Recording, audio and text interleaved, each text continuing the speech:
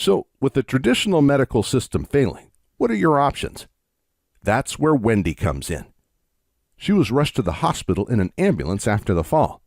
Fortunately, she only suffered a severe concussion and a mild skull fracture. There was no bleeding into her brain or other permanent damage, which too many people experience after vertigo falls. But Wendy knew she might not be so lucky next time. It wasn't her first fall. She began to experience mild vertigo in her early 40s. Little by little, the attacks became more frequent and severe. Sometimes they came with nausea, but not always.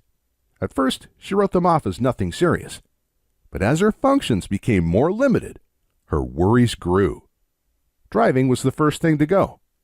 After almost causing a multi-car high-speed accident, she didn't dare touch a vehicle again.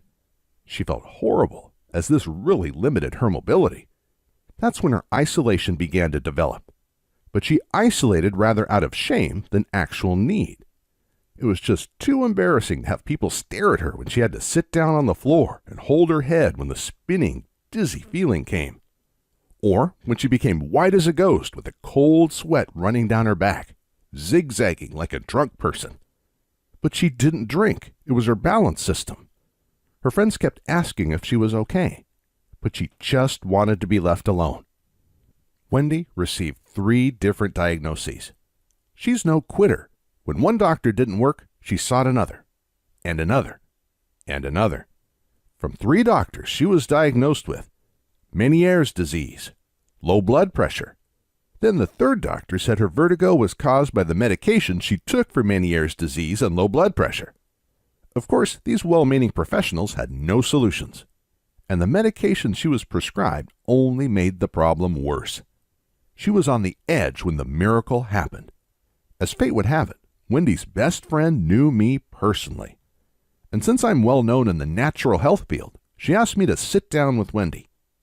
I didn't have much knowledge of vertigo and dizziness at the time, so I didn't think anything would come from our meeting. It was a favor to a friend. But when I saw how much Wendy was suffering, I almost cried. Before we go further, I should introduce myself. My name is Christian Goodman. I've made it my life mission to help and educate people about alternative health solutions. I'm the author of several books and thousands of published research articles. I spend most of my time researching and writing. But most importantly, I work with hundreds of people all over the world to test out different solutions for their health issues. This led me to discover natural solutions for some of the most notorious diseases in the modern world. Up to this point, however, I hadn't paid much attention to vertigo, so I was afraid I wouldn't be much help. But then something weird happened. Wendy was about to leave when she, by the way, mentioned that her husband often complained about her snoring. Thrilled to be able to provide some help, I gave her a copy of my extremely effective Stop Snoring Exercises program. It includes simple exercises that loosen up and strengthen the muscles around the breathing passages, including the jaws, tongue, ears, and eyes. I didn't even think about it, but these are, of course, the same exact muscles that connect to the balance system in the ears and eyes.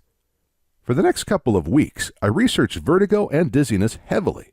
Unfortunately, there was no reliable solution available. Then came the letter. I guess Wendy felt it was more formal to write a snail mail thank you note than sending an email. And she was not just thanking me for curing her snoring, as I expected. Surprisingly, her vertigo and dizziness spells were also almost gone. Now, when I get obsessed about something, I don't sleep, eat, or do much of anything other than research. And you can bet that was the case for weeks after receiving Wendy's letter. Imagine if we could beat the #1 complaint doctors receive. If we could prevent millions of injuries, falls, and broken bones. We're talking about helping billions of people. So within a few days, I had 20 vertigo patients signed up to work with me. Unfortunately, I quickly found that the snoring exercises needed quite a bit of tweaking before they would help most people's vertigo. However, the first question I needed to answer was, how in the world could snoring exercises cure vertigo?